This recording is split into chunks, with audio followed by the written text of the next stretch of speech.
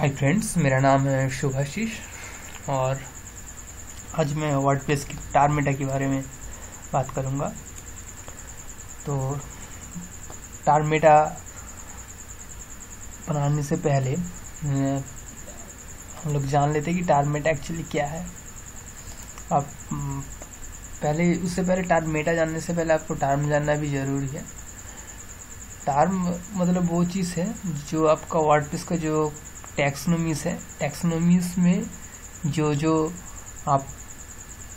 Types of taxonomy में जो मतलब टैक्सोनॉमी में जो चीज़ आप ऐड करते हो उसको आप टार्म मेटा कहते हो। एग्जाम्पल के तौर पे आपका कैटेगरी भी एक तो टैक्सोनॉमी है ना, तो टैक्सोनॉमी में आप जो चीज़ ऐड करते हो वो हो गया आपका उसका टार्म। तो मैं अगर कैटेगरीज पे जाऊँ यहाँ पे पोस्ट की, तब देख सकते हो मेरा इतना ये सब कैटेगरी है। पहले तो अनकैटेगराइज जो मतलब वर्डप्रेस इंस्टॉल करने के वक्त ही आ जाता है। फिर आप टेस्ट कैट और ये मैं दोनों कैटेगरी मैं उसके बाद ऐड किया। तो ये सब हो गया आपका कैटेगरी, ठीक है ना। अभी कैटेगरी टार्म मतलब वो चीज़ होता है कि ये कैटेगरी के साथ भी मतलब इस कैटेगरी पेज को जब कोई विजिट करे तो आप मतलब कैटेगरी नाम के साथ और भी कुछ पे और भी कुछ मतलब दिखाना चाहते हो, मतलब हो जाए कि समझ लो आप एक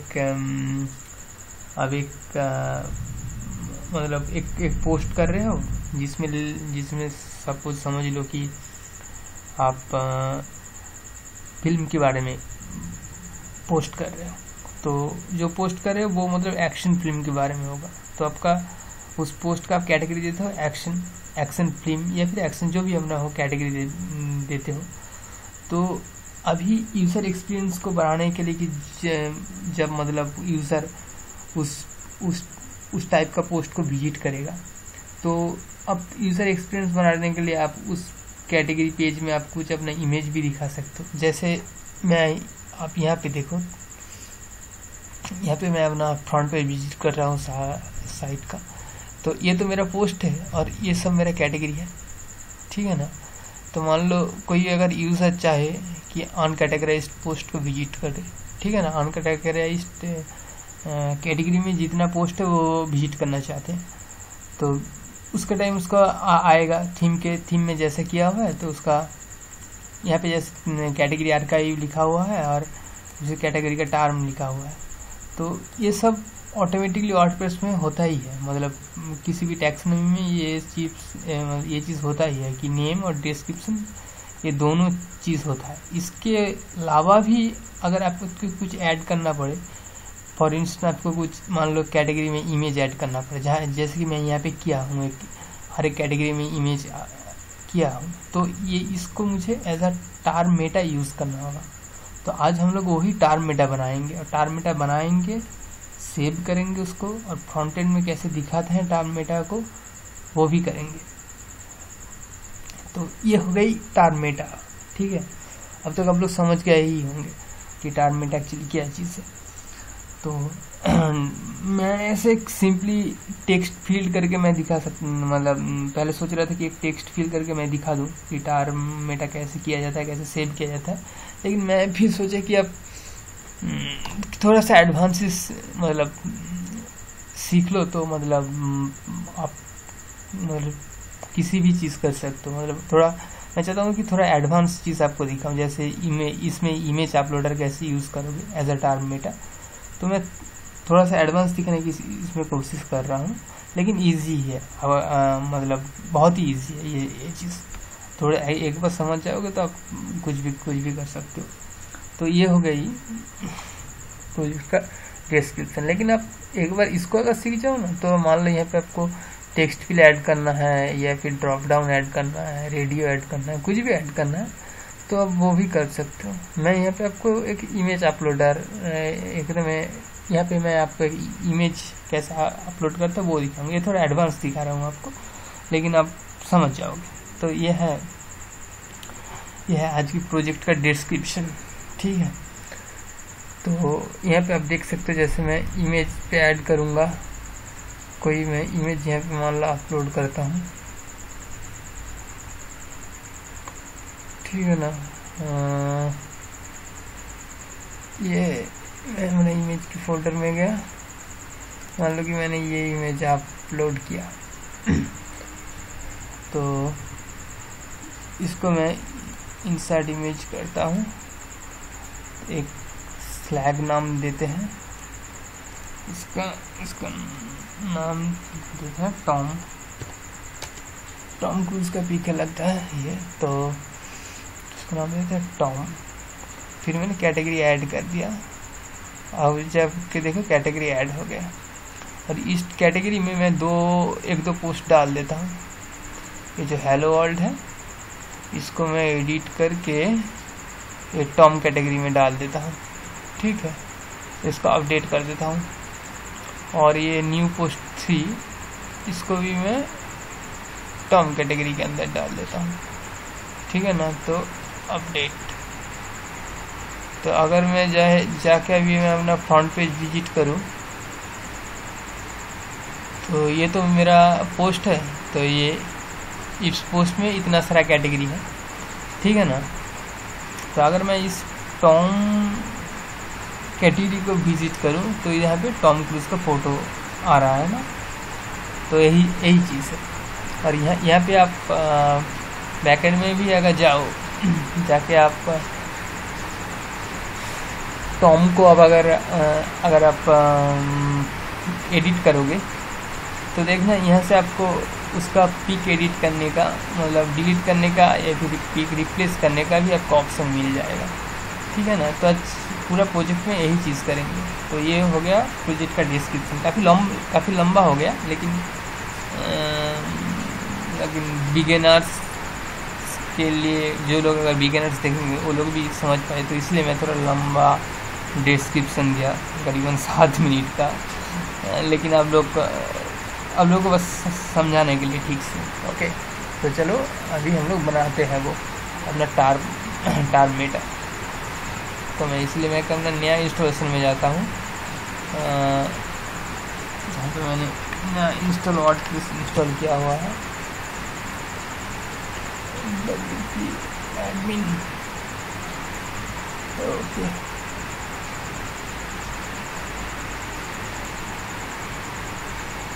ओके, तो ये है मेरा नया इंस्टॉलेशन वर्डप्रेस का, ठीक है। अभी मैं चाहता हूँ कि इसको मैं प्लगइन में दिखाऊं, आप थीम में भी दिखा सकते हो। जैसे मैं बोलता हूँ, मैं ज़्यादातर चीज़ें प्लगइन में ही बना के दिखाता हूँ, मतलब इसलिए कि हर एक थीम यूज़ नहीं करता ना, जिसका जो मर्जी है वो यूज़ करते रहता है थीम। तो मैं प्लगइन में दिखाता हूँ, लेकिन आप थीम में भी करोगे सेम इसको अगर थीम में भी जाके पेस्ट कर दोगे तो चलेगा, ठीक है ना। तो मैं अपना कोड एडिटर एक्सेस करता हूँ। अच्छा, तो ये है मेरा वर्डप्रेस का इंस्टॉलेशन। इसके अंदर WP कंटेंट में जाके मैं प्लगइन में जाता हूँ, तो मैं कुछ प्लगइन यहाँ पे नहीं है, तो मैं यहाँ पे इसको डिलीट कर देता हूँ। तो मैं जाके नया एक फोल्डर बनाता हूँ जिसका नाम देते हैं टार्म, TRM, पूरा ही लिखते हैं टार्म। अच्छा, इसको कैटेगरी में ऐड करेंगे तो इसको कैटेगरी मेटा नाम देते हैं, कैट मेटा नाम दे रहे हैं इसका। अच्छा, इसके अंदर जाके मैं फाइल बनाता हूँ जिसका नाम देते हैं कैट मेटा .php, और मैं एक इसका प्लगइन का नाम देता हूँ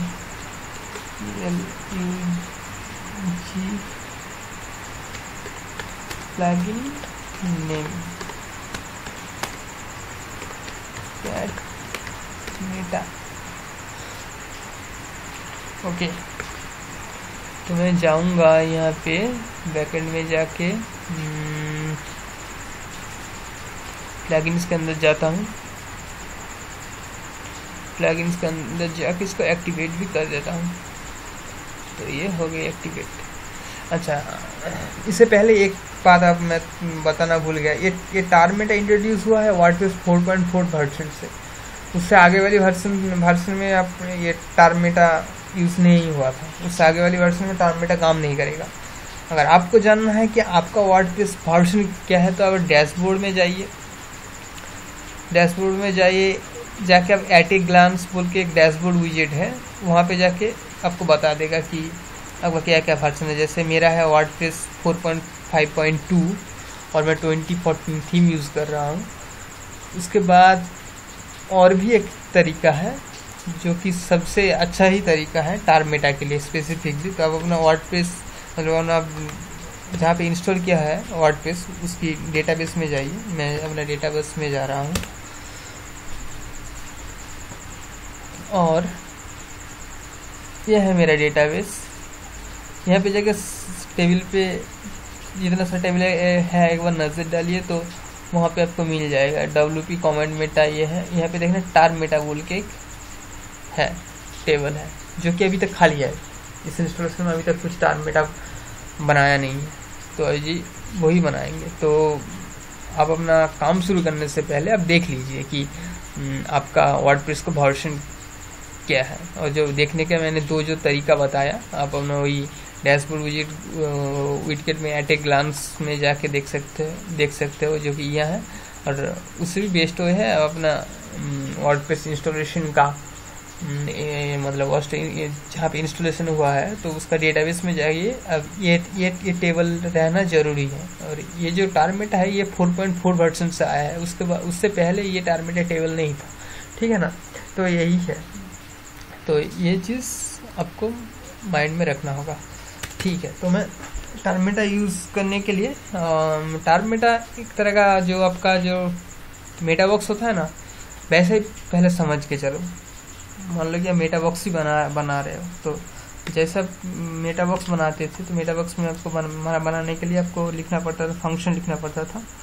तो यहाँ पे मैं फंक्शन लिख रहा हूँ, फंक्शन कैट img टार मेटा। अच्छा, इसको एक जगह हुक करना होगा, ऐड एक्शन में जाके as usual second parameter function का नाम देना होगा। फर्स्ट पैरामीटर जो है मैं लिख लेता हूँ फिर समझाता हूँ आपको। ऐड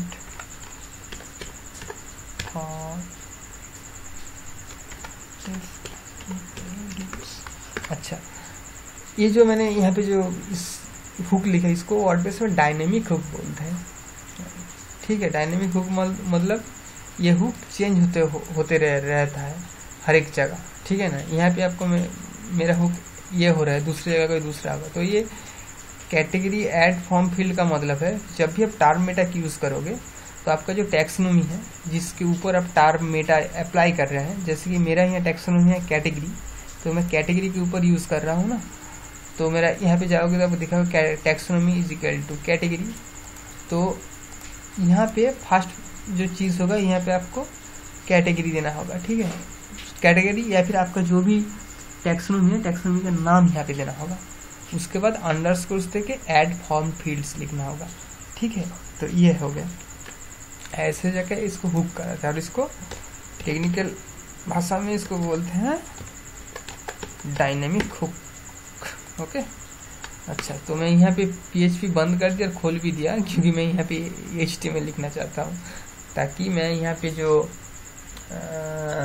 फॉर्म फील्ड है, जैसे कि आपका यहाँ है जो नेम का एक फील्ड है, स्लैग है, समथिंग पेरेंट्स का एक है, डिस्क्रिप्शन का है, मैं यहाँ पे एक ऐड करना चाहता हूँ, ठीक है ना। तो उसके लिए मुझे HTML लिखना होगा। तो मैं ऐसे ये लिख के मैं स्टाइल करना होगा, इसलिए उससे अच्छा होगा मैं यहाँ से कॉपी कर लूँ। इसका जो पहला जो स्टाइल है वही मैं कॉपी कर लेता हूँ। तो आप जाके देखो ये डिव के अंदर यहाँ पे लिखा, इसके अंदर एक फील्ड है, ठीक है ना। तो मैं इसको कॉपी कर लेता हूँ, ठीक है, कॉपी आउटर HTML और जाके यहाँ पे पेस्ट कर देता हूँ। और जो नहीं चाहिए वो भी हम डिलीट कर वो मैं डिलीट कर दूँगा। तो यहाँ पे फॉर्म रिक्वायर्ड, ये रिक्वायर्ड फील्ड होगा तो यहाँ पे मतलब जो रिक्वायर्ड फील्ड है उसके लिए है, तो हम लोगों का ये रिक्वायर्ड फील्ड नहीं है, तो मैं इसको डिलीट कर देता हूँ। टर्म नेम रैप तो वो भी नहीं चाहिए। यहाँ पे लेवल है टैग नेम, हम लोग का लेवल कुछ अलग देंगे, ठीक है ना। लेवल इसको देंगे कि कैट टर्म ING, इसका लेवल में फॉर्म में दे देते हैं इसको, और इसको ही कॉपी करके नेम में भी दे देता है, ठीक है ना। आईडी में आप अलग अलग दे सकते हो, कोई प्रॉब्लम नहीं, लेकिन मैं जब करता हूँ मैं यही मैं दे देता हूँ। खास करके कैटेगरी और आईडी नेम में जब मेटा में देता हूँ तो यही दे देता हूँ। और आप क्या आईडी और फॉर एक दोगे ना, तब आप जब इसमें क्लिक करोगे तो देखना ये वाला चीज़ सिलेक्ट हो जाएगा। नेम में क्लिक करो, अब ये नेम का जो फील्ड है वो सिलेक्ट हो रहा है ना।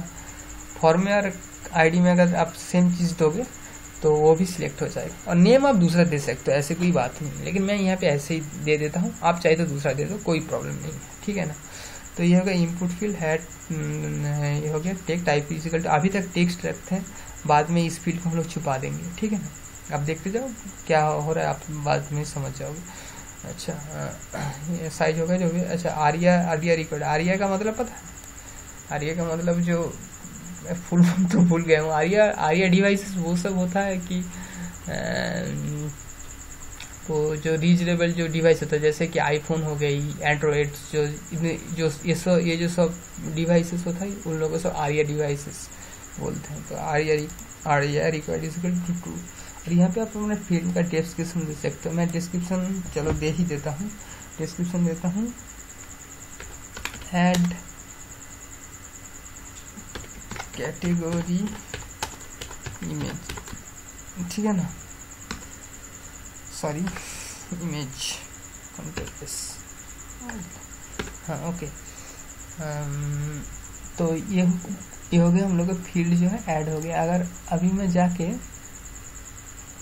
इसको मैं अपलोड करता हूँ, मतलब रिलोड करता हूँ, तो अब देखो यहाँ पे आ गई है ना। और वैसे जो मैं कहा था यहाँ पे क्लिक करूँगा तो ये भी सिलेक्ट हो जाएगा, तो ये हो गई। तो इस तरह से, ठीक है ना। तो आज का वीडियो यही ख़त्म करते हैं, ठीक है ना। नेक्स्ट वीडियो में इसको हम लोग सेव करेंगे और डायनेमिकली जो बाकी सब काम करना तो बाकी सब कुछ करेंगे। तब तक अब इसको समझिए एक बार ठीक से। नेक्स्ट वीडियो में मिलते हैं।